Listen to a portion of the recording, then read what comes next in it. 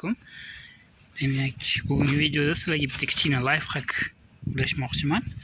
Mana bu suv nasos, avtomatik o'chib yonadigan. Buni qishda ishlatmadik biz.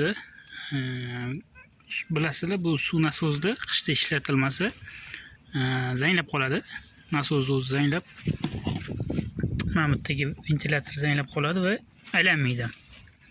Shunaqa vaziyatda ko'pchilik mana bunaqasini burab yumshatishga harakat qiladi. Hozir mana menda yumshab turibdi. O'shani burash kerak emas.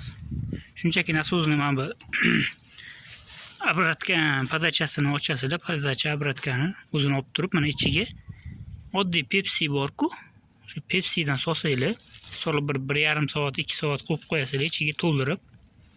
Shu bilan ichidagi zanglar hammasi yuvilib ketadi va bunaqa holatda, mana hozir ko'rsataman. Mana bunaqa holatda yumshoq aylanadigan bo'lib, nasos ishga tushadi. Buni ichini ochib, nimadirlar qilib, hammani zo'rlab burash shart emas. Shunchaki yengilgina life hack. Video yoqgan